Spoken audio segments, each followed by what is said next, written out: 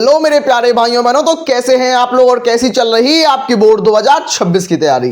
मैं आशा और उम्मीद करता हूं कि मेरे सभी प्यारे भाई बहन स्वस्थ होंगे, मस्त होंगे और अपनी 2026 बोर्ड परीक्षा में व्यस्त होंगे।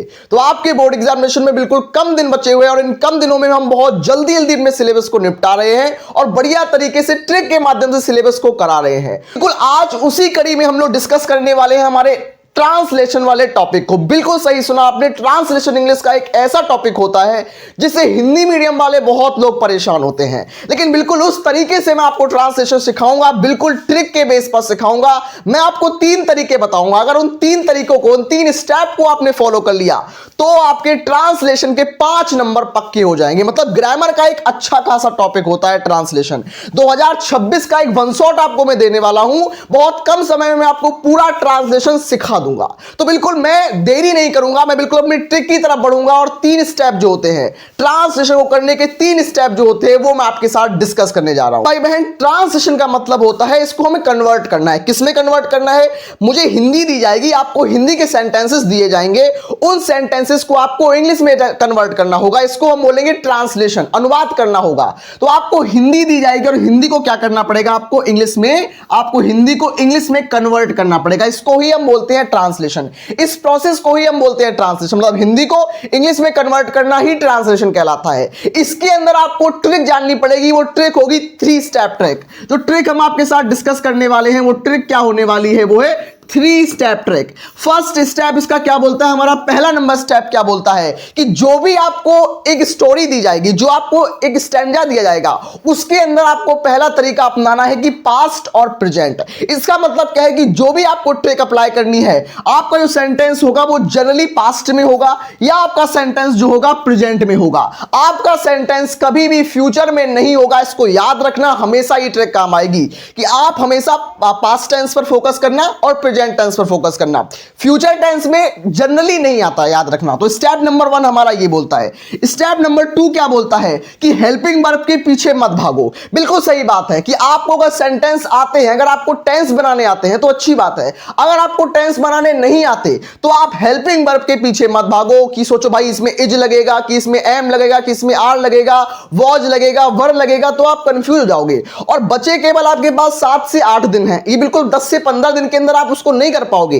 तो आपको हेल्पिंग वर्ब के पीछे नहीं भागना है, आपको फोकस करना है सेंटेंस के फॉर्मेट पर। आपको फॉर्मेट पर फोकस करना है। और उससे भी ज्यादा जरूरी चीज आपको स्टेप नंबर 3 में बोली जा रही है। स्टेप नंबर 3 हमसे क्या बोलता है? वोकैबुलरी। बिल्कुल सही बात है, आपको वोकैबुलरी पर भी ध्यान देना पड़ेगा कि क्या शब्द दिए जा रहे हैं। और वोकैबुलरी आपको सेंटेंस के अंदर ही काम नहीं आएगी, यह आपको काम आएगी वोकैबुलरी आपके अनसीन पैसेज को सॉल्व करने में, आपको क्वेश्चन को हिंदी से इंग्लिश बनाने में काम आ रही है। तो वोकैबुलरी तो आपको पढ़नी ही है। मतलब 3 स्टेप प्रोसेस है।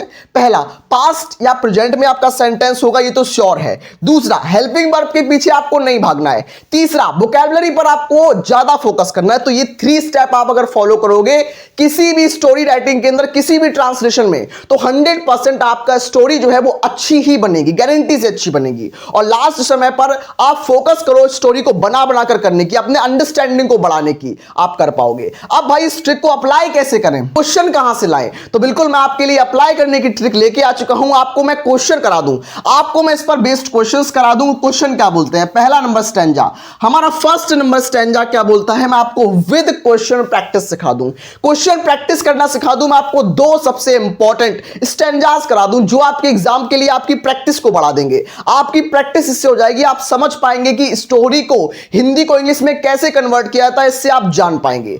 इसमें आपको टफ आ जाए या इजी आ जाए या मॉडरेट आ जाए, आप आराम से कर पाएंगे, फिर कोई दिक्कत आपको नहीं होगी। सबसे पहले क्या बोला जा रहा है इसके अंदर, आपको ध्यान से समझना पड़ेगा, चीजों को ध्यान से देखना होगा। स्टोरी राइटिंग बहुत टफ नहीं होता, बहुत इजी होता है। सबसे पहले देखो क्या लिखा है कि लाल बहादुर शास्त्री भारत के महापुरुष थे, बहुत अच्छे से। उसके बाद सेकंड नंबर लाइन क्या लिखी? वह भारत के द्वितीय प्रधानमंत्री थे। लाल बहादुर शास्त्री सच्चे अर्थों में देशभक्त थे। उनका जन्म 2 अक्टूबर 1904 को मुगल सराय में हुआ। इतना आपको लिखा है। क्या आपको लग रहा है इसको मैं इंग्लिश में कन्वर्ट नहीं कर पाऊंगा या कर पाऊंगा? इसमें केवल एक तरीका आपको अपनाना है, क्वेश्चन को, बड़े बड़े सेंटेंस को छोटे छोटे टुकड़ों में तोड़ना है। मतलब इसको आपको छोटे छोटे टुकड़ों में तोड़ देना है। पहला सेंटेंस ले लो, मतलब सेंटेंस वाइज करना करना स्टार्ट कर दोगे आप कर पाओगे। अगर आप बड़ा बड़ा करके करोगे तो आप नहीं कर पाओगे। तो आपको करना है सेंटेंस को छोटे से टुकड़े में तोड़ना है। फर्स्ट सेंटेंस क्या बोल रहा है कि लाल बहादुर शास्त्री भारत के महापुरुष थे। तो आप पहला सेंटेंस ले लो, इसको इंग्लिश में कन्वर्ट कर दो, फिर उसके बाद उसको कन्वर्ट कर देना इंग्लिश में। इस तरीके से आप स्टेप बाय स्टेप करो, तभी आप कर पाओगे। पहला सेंटेंस क्या है, फर्स्ट सेंटेंस हमसे क्या बोलता है कि लाल बहादुर शास्त्री भारत के महापुरुष थे। तो कैसे करेंगे, बिल्कुल सिंपल वे में करेंगे। लाल बहादुर, बिल्कुल सिंपल वे में जैसे मैं बता रहा हूं इस तरीके से ही करना है। लाल बहादुर कर दिया, उसके बाद शास्त्री कर दिया, लाल बहादुर शास्त्री, लाल बहादुर शास्त्री। उसके बाद आप इसमें अब दिमाग लगाओ कि इसमें थे है तो थे के लिए क्या आता है, वॉज या बर आता है। तो अगर लाल बहादुर शास्त्री में क्या आएगा, एक नाम है, मतलब ये सिंगुलर है, तो इसमें बाज हम लगा देंगे, सिंपल में बाज लगा देंगे, बहुत दिमाग नहीं लगाना, सिंपल वॉज लगा देंगे। तो क्या कर देंगे, लाल बहादुर शास्त्री वॉज। उसके बाद great man in India, greatest man भी कर सकते हो, तो ग्रेट मैन हम कर दें या ग्रेटेस्ट मैन। तो Lal Bahadur Shastri was great man in India, great man. देखो महापुरुष का मतलब है, महापुरुष का मतलब है ग्रेट, उसके बाद पुरुष का मतलब मैन, तो क्या हुआ, great man in India. In India मतलब भारत के महापुरुष थे। तो कौन, हमारे लाल बहादुर शास्त्री। तो Lal Bahadur Shastri was great man in India. Sentence क्या है कि वह भारत के द्वितीय प्रधानमंत्री थे। इसका मतलब क्या है कि ही। अब आपको बार बार लाल बहादुर शास्त्री शब्द बार बार नहीं लिखना, इसके लिए आप ही शब्द यूज कर सकते हो, प्रोनाउन लगा सकते हो। तो ही, उसके बाद he was second prime minister, he was second, द्वितीय का मतलब सेकंड, प्रधानमंत्री का मतलब प्राइम मिनिस्टर। तो he was second prime minister, he was second prime minister, he was second prime minister, he was second prime minister. वो भारत के मतलब इन इंडिया, तो he was second prime minister in India हो जाएगा, in India हो जाएगा। हमने दो सेंटेंसेस को इंग्लिश में कन्वर्ट कर लिया, कोई दिक्कत यहां तक हमें नहीं हुई। उसके बाद क्या है कि वे जो लाल बहादुर शास्त्री है सच्चे अर्थों में देशभक्त थे। भाई वो सच्चे अर्थों में देशभक्त थे। तो इसको कैसे करना, तो फिर करना है कि लाल बहादुर शास्त्री की जगह आप इनका नाम भी लिख सकते हो, या फिर आप इनमें ही का यूज भी कर सकते हो। तो मैं सिंपल इनका नाम लिखा है, तो लाल बहादुर शास्त्री थे। मैंने बोला ना पास्ट में, हमेशा सेंटेंस पास्ट में आएगा या प्रेजेंट में आएगा, फ्यूचर में जनरली नहीं होता है। तो फिर क्या लिखना है आपको, लाल बहादुर शास्त्री। फिर आ गया आपके पास, उसके बाद आपके पास ला गया लाल बहादुर शास्त्री, लाल बहादुर शास्त्री। उसके बाद क्या है, वॉज लगाएंगे इसमें, भाई वॉज लगाएंगे, लाल बहादुर शास्त्री वॉज हो जाएगा ट्रू पैट्रियट। सच्चे का मतलब होता है ट्रू, देशभक्त का मतलब होता है पैट्रियट। तो ही वॉज, तो Lal Bahadur Shastri was true patriot हो जाएगा। ट्रू पैट्रियट का मतलब होता है देशभक्त। तो लाल बहादुर शास्त्री जो थे वो सच्चे अर्थों में देशभक्त थे, सच्चे देशभक्त थे, मतलब ट्रू पैट्रियट थे, हो गया। अब क्या है कि उनका जन्म 2 अक्टूबर 1904 में मुगल सराय में हुआ था। बस अब इस सेंटेंस को इंग्लिश में तोड़ दो, मतलब मैंने तोड़ दिया। पहले सेंटेंस कितने भारी भारी थे और फिर मैंने इसको तोड़ कर ट्रांसलेट किया, तो अभी इजी लगने लगा। भाई ऐसा ही करना है आपको सेंटेंस को टुकड़ों में तोड़ना है, तब उसको कमजोर हो जाएगा। आप देखो, यूनिटी इज द पावर, एकता में बल है। अगर इसकी एकता को मैंने तोड़ दिया, इसको एक एक कर दिया, तो कर ही लेंगे हम लोग आराम से। उसके बाद क्या है कि उनका जन्म 2 अक्टूबर 1904 को मुगल सराय में हुआ। तो क्या लिखना है, ही वॉज बॉर्न। उसके बाद क्या करना है कि ही वॉज बॉर्न ऑन 2 अक्टूबर 1904 इन मुगल सराय। इन कहां पर, इन मुगल सराय। तो क्या हुआ कि ही वॉज बॉर्न ऑन 2 अक्टूबर 1904 इन मुगल सराय।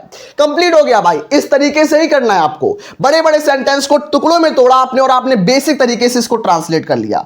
अगर आपको समझ में आया होगा, मैं उम्मीद करता हूं। अगर नहीं आया तो अपने सेकंड नंबर के ट्रांसलेशन की तरफ चलते हैं और उसको और अच्छे से आपको एक्सप्लेन करने की कोशिश करते हैं। अरे भाई बहन, हम आ चुके हैं अपने दूसरे नंबर के सेंटेंस की तरफ। ये सारे सेंटेंस अगर आप देखोगे तो आपको पता लगेगा कि ये सारे सेंटेंस पास्ट के अंदर होंगे या जो होंगे वो प्रेजेंट के अंदर होंगे। और जो मैंने ट्रिक आपको बताई है, मतलब सेंटेंस, बड़े बड़े सेंटेंस को छोटे छोटे टुकड़ों में तोड़ना, हेल्पिंग वर्ब के पीछे ज्यादा मत भागना, वोकैबुलरी पर ज्यादा फोकस करना, तो इस तरीके से आप सेंटेंसेस को आराम से कर पाओगे। मेन फोकस क्या रखना है, मेन फोकस आपको रखना है सेंटेंस के फॉर्मेट पर, ना कि सेंटेंस की हेल्पिंग वर्ब या किसी और चीज पर। सिंपल में देखो क्या है, ईश्वर ने हमारे लिए चांद बनाया है। सिंपल, कितनी बड़ी चीज है, ईश्वर ने हमारे लिए चांद बनाया है, ईश्वर ने सूर्य भी बनाया है। आदमी जो है वो घर बना सकता है, आदमी कंप्यूटर तथा परमाणु बम बना सकता है, लेकिन आदमी एक फूल नहीं बना सकता। हमें ईश्वर की पूजा करनी चाहिए। ये बिल्कुल सिंपल सा हमारे पास एक बहुत बड़ी स्टोरी है। अगर आप इसको टुकड़ों में तोड़ देंगे, छोटे छोटे सेंटेंस या पार्टिकल में तोड़ देंगे, तब इसको आप आराम से कर पाएंगे। कैसे करना है मैं दिखाता हूं। सबसे पहले ईश्वर ने हमारे लिए चांद बनाया, तो क्या करेंगे, ईश्वर के लिए आएगा गॉड। गॉड का मतलब ईश्वर है, गॉड का मतलब ईश्वर, तो गॉड, उसके बाद बनाया है मतलब हैज, तो गॉड हैज, उसके बाद क्या होगा, made. God has made the moon, made the moon, made the moon. Moon का मतलब चांद होता है, मून। उसके बाद किसके लिए, हमारे लिए, मतलब फॉर अस।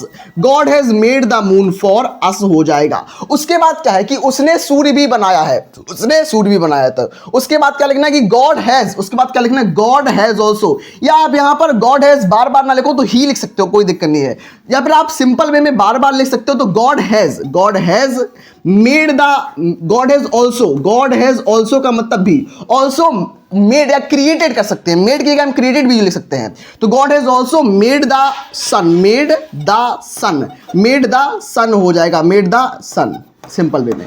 या फिर आप कर सकते थे, यहां पर सेंटेंस बहुत तरीके से किए जा सकते हैं कि God has made the moon and sun also for us. यहां पे ये भी कर सकते हैं कि moon and sun for us, तब भी कोई दिक्कत नहीं होगी। कि आदमी घर बना सकता है। उसके बाद क्या लिखना है कि उसके बाद लिखना मैन आदमी घर बना सकता है। तो मैन क्या, आदमी घर बनाता है, तो मैन क्रिएट कर सकते हो, यहां पर आप मेड कर सकते हो। तो man created the home, man created the home कर सकते हैं कि मानव घर बनाता है। उसके बाद क्या है कि आदमी कंप्यूटर बम बनाता है, तो मैन क्रिएटेड द होम। उसके बाद क्या है कि मैन क्रिएटेड, उसके बाद फिर कर सकते हैं, क्रिएट मतलब बनाना, तो मैन क्रिएटेड। या आप बार बार मैन शब्द नहीं लिखना चाहते तो यहां ही शब्द लिख दो, मैन की जगह ही लिख सकते हो, तब भी कोई दिक्कत नहीं है। उसमें क्या है, मैन क्रिएटेड, उसके बाद हो जाएगा परमाणु बम, कंप्यूटर एंड परमाणु बम मतलब एटम, परमाणु बम, कंप्यूटर हो जाएगा, कंप्यूटर हो जाएगा पहले, कंप्यूटर एंड हो जाएगा, कंप्यूटर एंड परमाणु बम का मतलब एटम बॉम्ब हो जाएगा। तो क्या हो जाएगा, एटम बॉम्ब हो जाएगा, परमाणु एंड एटम बॉम्ब हो जाएगा। उसके बाद क्या है कि लेकिन आदमी फूल नहीं बना सकता। उसके बाद लिखना है बट का मतलब लेकिन, बट मैन कैन नॉट हो जाएगा, man can not made a flower हो जाएगा, man can not make a flower, make a flower, but man can not make a flower, लेकिन आदमी एक फूल नहीं बना सकता। हमें ईश्वर की इसलिए पूजा करनी चाहिए। तो क्या लिखना है, हमें का मतलब वी, तो वी हो जाएगा, चाहिए का मतलब शुड, तो वी शुड हो जाएगा, we should worship our God, we should worship our, उसके बाद हो जाएगा God, we should worship our God. हमारे पास सेंटेंस। तो मेरे प्यारे भाई बहन, मैंने आपको आज की क्लास के अंदर बढ़िया तरीके से ट्रांसलेशन करना सिखाया। अगर फिर भी कोई दिक्कत परेशानी आपको रह गई होगी तो मुझे कमेंट कर देना, मैं आपकी 100% हेल्प करूंगा। मैं मिलता हूं नेक्स्ट अमेजिंग क्लास में, तब तक आप सभी लोग पढ़ते रहिए, सभी लोग स्वस्थ रहिए, सभी लोग मस्त रहिए।